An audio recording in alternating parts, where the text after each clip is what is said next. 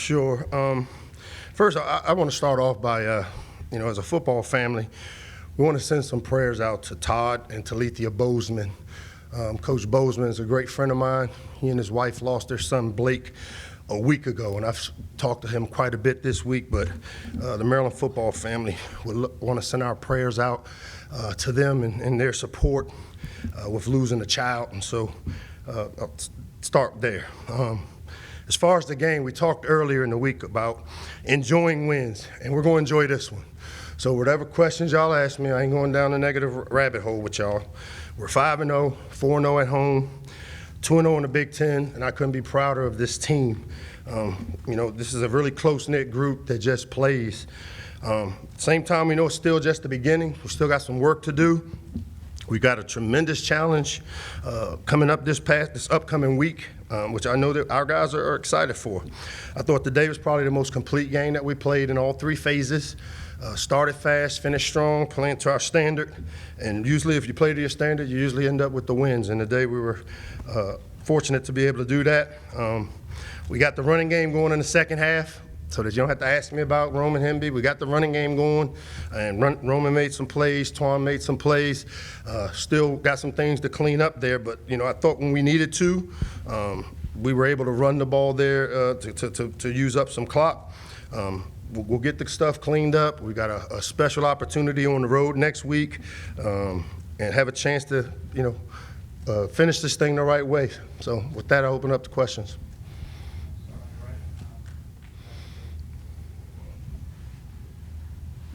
Mike, the start that Tai Felton got off to this evening, the sync that he was in with Taulia in the first half, you could address, was there something in particular that you guys saw that he could take advantage of?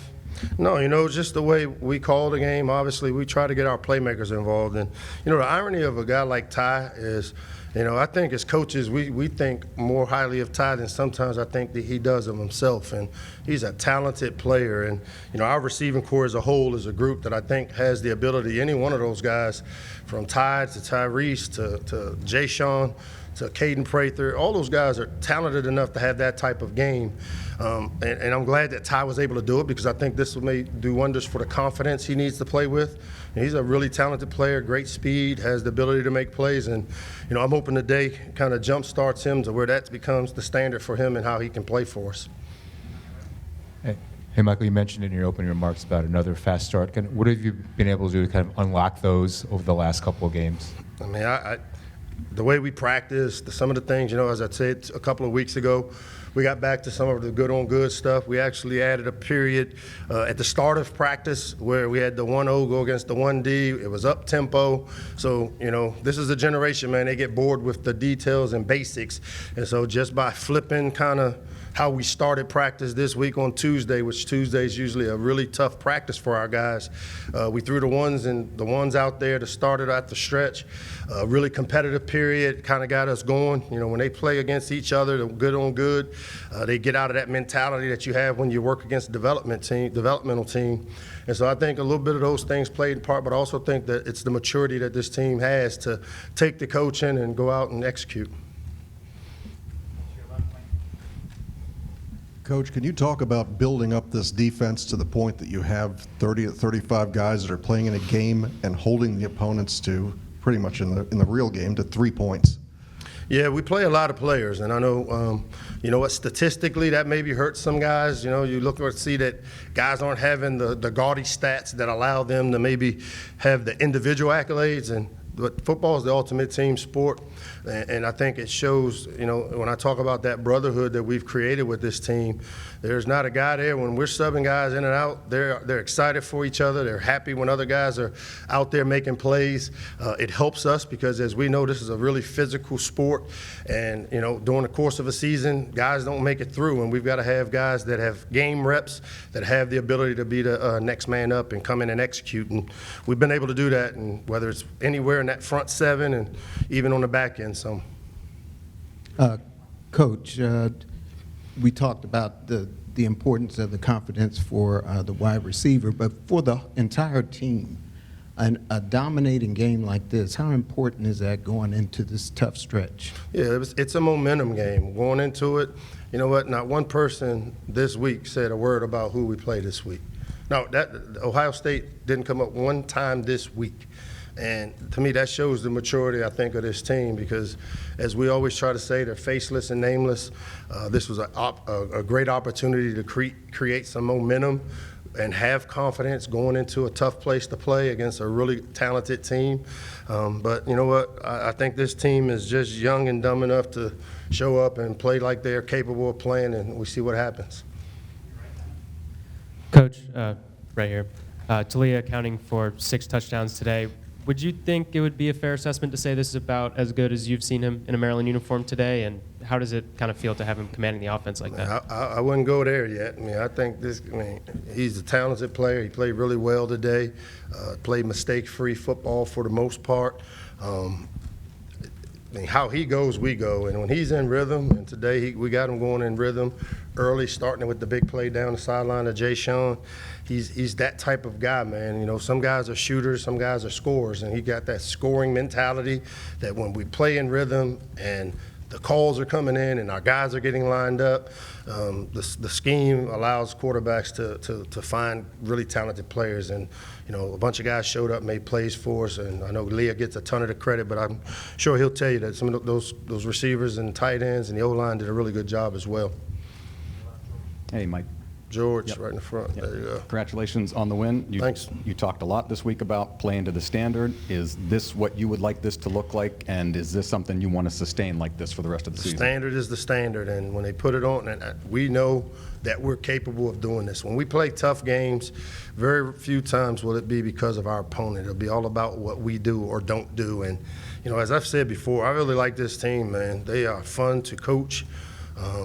You know what? They pull for each other. They've got a tremendous brotherhood that's been created where they don't want to let each other down. It ain't even about letting us down as coaches. It's about that brotherhood, and I've seen it starting in January. You know what? I don't know where it's going to take us, but I do know for today we're 5-0. These kids believe in what we're doing. They're all bought in, and you know what? Got to give them credit. And one of those guys you've talked about before, Dylan, who you said is a leader even as a freshman in this room, and you could see how his teammates kind of rallied around, how excited they were for him after that touchdown. What has he meant to this program, and how has he been able to capture that leadership role even as a freshman? Well, he's more of a funny guy than he is a leader, and so everybody was happy to see him score because he's going to say or do something crazy. But no, as a young guy, he is a guy that really competitive personality. Not afraid to be a leader as a young player. Sometimes maybe talks a little too much, but that's the fun part about seeing these guys grow up and grow up quick. And, with Corey going out in the second half, it opened up an opportunity. I've been saying that tight end room is a lot like the running back room was a year ago where, people say, hey, we lost a guy that, maybe played some plays for us, but I see number 17, Rico Walker, out there making plays and playing a lot of reps. I see 85 leaping and hurdling over people, and now you see 18. And so that's Coach Sumlin's got a talented room there. A.J. Szymanski's played in short yardage situations for us. So we just got to keep bringing those young guys along. We'll need them. Hey, Coach, like you mentioned, first 5-0 starts since 2001. To put that into perspective, most of us weren't even born up, by that time. But just having this 5-0 start, what does that do for the team internally, the program, and then just kind of the national outlook and perspective on Maryland? I don't know about the national perspective, but I know for us in that building, the Jones Hill House, I don't think there's anybody in there that's surprised. I said this to my team a week ago or during the week that how many of y'all didn't expect to be at this position, the position we're in. And not many people raised their hand. Not anybody raised their hand. So our expectation is the one that counts and matters most. And I can tell you that, as I said, man, this team is fun to coach. They show up. They don't care who the opponent is. We had probably one of our best weeks of practice going into this game, and I'm hoping to build on that this week. Enjoy the win tonight.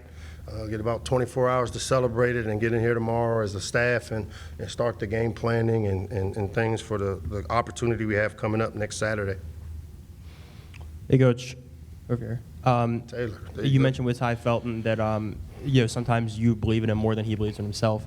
Has it been a challenge to try to get that confidence out of him? And what do you hope a day like today does to kind of propel him forward? No, it's not a challenge, man. It's just sometimes some guys are alpha males and some guys kind of ease their way into situations.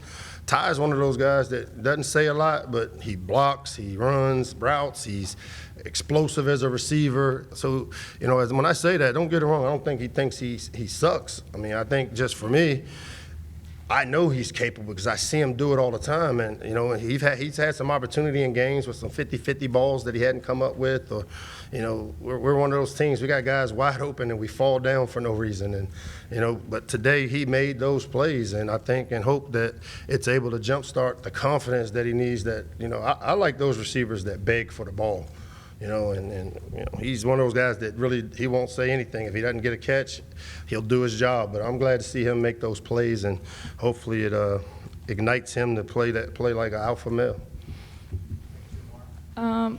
Yeah, here. I guess you guys had a lot of drives that How were. you doing today? Oh, I'm good. How are you? All right. Efficient today, like, you know, not a lot of time and, like, touchdowns with, you know, taking advantage of that good field position. How are you, like, able, you know, to do kind of both those things? How were we able to do that? I mean, the players went out and executed.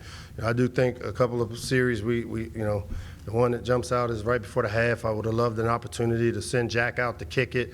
We had a play call where we wanted to catch it, steal as many yards, get out of bounds, and we missed that at the end. But the players executed. Our defense put us in great position on the offensive side of the ball. I mean, we had a time of possession that was like, we didn't have the ball very much, but we had short fields. We created explosive plays. I don't know how many we got today, but our goal is to try to create at least 12 explosives, and I thought we did a really good job of creating those type of plays. Hey, Locks, over here. You know, you touched on being 5-0 and having this moment, and from thinking back to where this program was when you came back here and where it is now for the first time since you were running the running game here. I mean, for you personally, what kind of, I know this isn't the ultimate goal, but what does this mean to you individually today to have this moment with your team and be 5-0? I think the biggest thing is that it validates, man. I got a boss that took a chance and hired me, gave me a chance. I've been a failed head coach, and Damon hired me and gave me this opportunity, and all he's done is, and him and Colleen are give me the resources that I need to be able to put a team together like this one. Are we there yet? No, but the validation for me is the fact that we as a program, working with Damon, Colleen, and my team, the support staff, we all have worked together to get this program to where it is today. And you know what? You know, there are a lot of people that didn't think we could do this where we are. Are we there yet? No. I mean, we got work to do, but I'm not going to get negative. We're 5-0, and we're going to keep this thing going, and we're going to keep plugging away, man. Thanks. Hey, Coach, right here. Yep, I got you. Man, you be moving. I Sit do. over there? No permanent seat for me. All right. But you kind of touched on it. But just kind of going through, you know, just through the first 5 weeks. Obviously, you know, game is fresh and whatnot. But when you look at kind of big picture, I guess, what maybe kind of leaves you most confident kind of going into week 6 against Ohio State? I think the momentum that we were able to create. You know, there's a guarantee that we're going to come out and play this way next week? No, but if we put together a good week of practice like we had this past week, you know, I had a lot of people texting me. I mean, even Coach Friesen texted me right before the game and was like, hey, man, I could hear his voice like, hey, this is one of those games you got to make sure they're ready to play. And I text Coach. I said, man, they're ready, Coach. And it put us in position to have the opportunity. We created momentum, and that's, to me, what it's all about. But we still got to put some work in this week. We got a tremendous challenge. We're excited about the challenge. As I said before, the opponent's got to be faceless and nameless. We won't prepare any differently for Ohio State than we did this week, and that's what this standard's all about. And, you know, we'll keep trying to plug away, and, you know what, players make plays, and coaches got to do a good job of putting them in position to do it. And who knows, man, we'll go up to Columbus and see how it plays out. Thanks, guys.